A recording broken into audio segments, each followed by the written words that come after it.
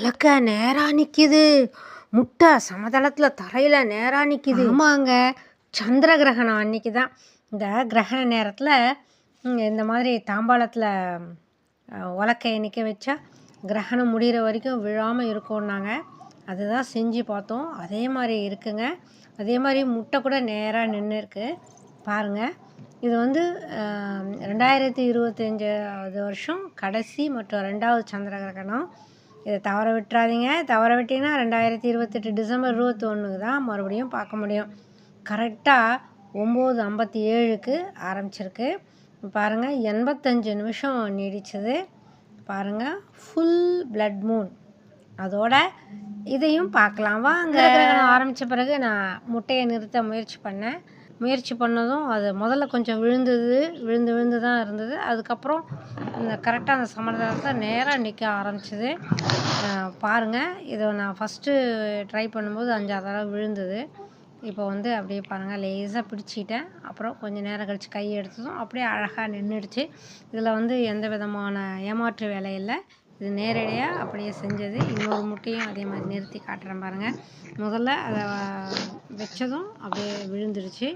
திரும்ப ஒரு 2-3 தடவை மேலே வச்ச பிறகு தான் அது அப்படியே அழகாக நின்றுது. ஆனால் இதே வந்து சாதாரண நாட்களில் முயற்சி செஞ்சு பார்த்தா நிச்சயமாக முடியவே இல்லைங்க.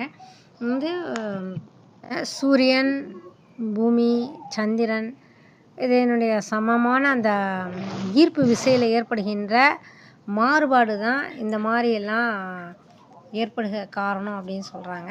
உங்களுக்கு தெரிஞ்சால் நீங்கள் கண்டிப்பாக கமெண்ட் பண்ணுங்கள். அடுத்து நீங்கள் இது மாதிரி எங்கே பார்த்துருக்கீங்களா கமெண்ட் பண்ணுங்கள். தாம்பாளத்தை கொண்டு வந்து வச்சாச்சு. இப்போ அதில் கொஞ்சம் தண்ணி ஊற்றிட்டு அந்த உலக்கையை வந்து இப்போது அந்த தண்ணிக்குள்ளே அப்படியே பேலன்ஸ் பண்ணி வைக்கிறேன். முதல்ல கொஞ்ச நேரம் அப்படியே என்னோடய கையில் பிடிச்சிருந்தேன். அப்புறம் அப்படியே மெல்லமாக கையை எடுத்துட்டேன். என்ன ஆச்சும் அப்படியே அழகாக நிற்கிதுங்க. இது வந்து அந்த கிரகணம் முடிகிற வரைக்குமே நின்று இருந்தது. கிரகணம் முடிஞ்சதுமே அப்படியே லேசாக அப்படி இது பண்ணும்போது தவக்குன்னு தானாக டம்மால்னு விழுந்துடுச்சு. ரொம்ப ஒரு அதிசயமாக இருந்தது பாருங்கள். இதெல்லாம் வந்து நம்ம முன்னோர்கள் வந்து ரொம்ப புத்திசாலிங்க. அந்த காலத்துலேயே அவங்க வந்து நேரத்தை பார்க்குறதுக்கே என்ன செஞ்சாங்க, நிழலை வச்சே நேரத்தை சொன்னாங்க. அந்த பூமியில் இருந்துகிட்டே வான சாஸ்திரத்தை எல்லாம் பற்றி ரொம்ப அழகாக எழுதுனாங்க. அப்படிப்பட்ட புத்திசாலிகள் நிறைஞ்ச நம்மையும் ஏதோ ஒரு காரணம் இருக்கும். உங்களுக்கு கண்டிப்பாக தெரிஞ்சால் கமெண்ட் பண்ணுங்கள். நன்றி, வணக்கம்.